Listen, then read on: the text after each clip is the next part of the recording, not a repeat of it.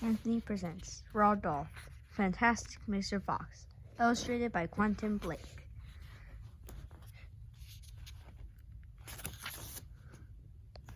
Fun fact, Roald Dahl was a spy, ace fighter pilot, chocolate historian, and metal inventor.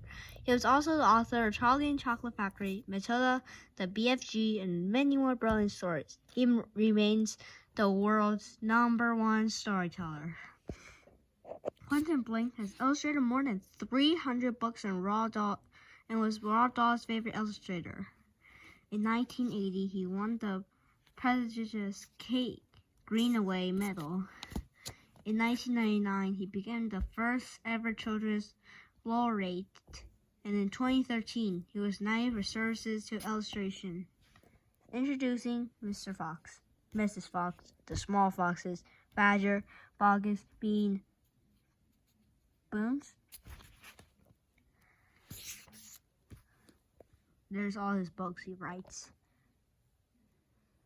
All the books he writes. 300.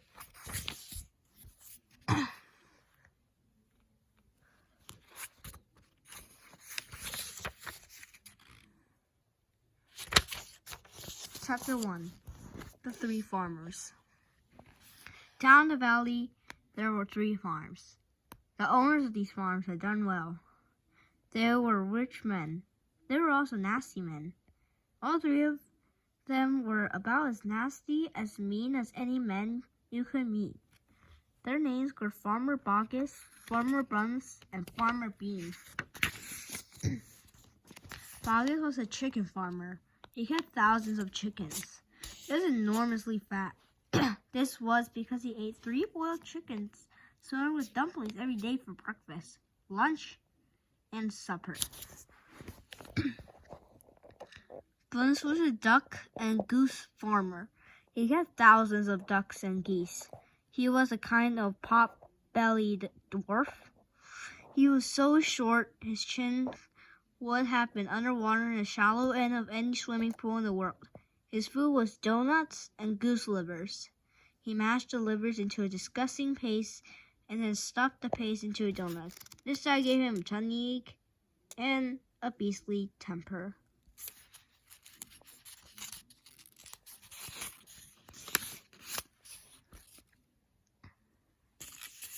Bean was a turkey and apple farmer.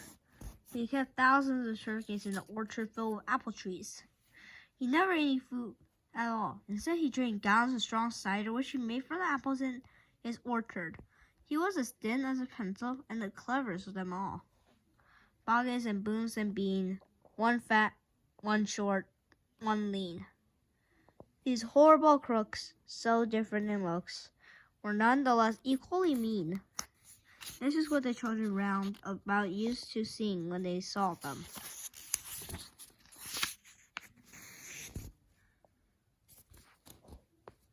Chapter 2. Mr. Fox. On a hill above the valley, there was a wood.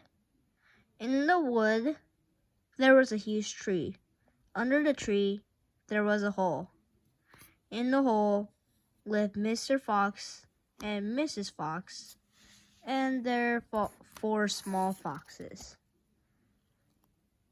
Every evening, as soon as it gets dark, Mr. Fox would say to Mrs. Fox, "Oh, my darling, what shall it be this time? A plum chicken for Bogus, a duck or goose for Buns, or a nice turkey for Bean?" And when Mrs. Fox had told him what she wanted, Mr. Fox would creep down in the valley in the darkness of the night and help himself.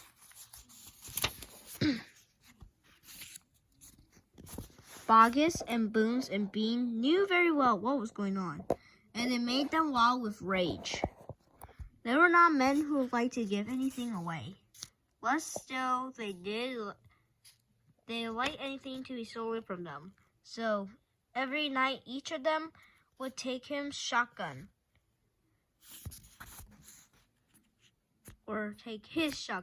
and hide in a dark place somewhere on his own farm, hoping to catch the robber. But Mr. Fox was too clever for them. He always approached the farm with the wind blowing in his face, and This meant that if any men were lurking in the shadows ahead, the wind could carry the smell of that man to Mr. Fox's nose from far away. Thus, if Mr. Boggus was hiding behind his chicken house number 1, Mr. Fox would smell him out from 50 yards off and quickly change direction, heading for chicken house number 4 at the other end of the farm. Dang and blast that lousy beast, cried Boggus. I'd like to rip his guts out, said Buds. He must be killed, cried Bean. But how, said Boggus. How on earth can we catch the blighter? Bean picked his nose directly with a long finger. I have a plan, he said. You never had a decent plan yet, said Buns. Shut up and listen, said Bean.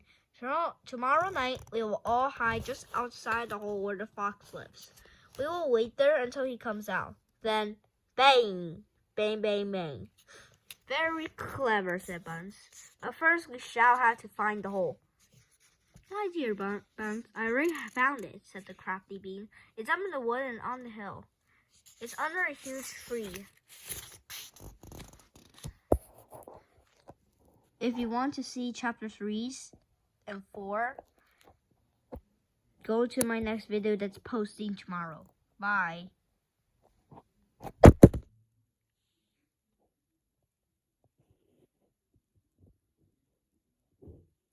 Essay presents over.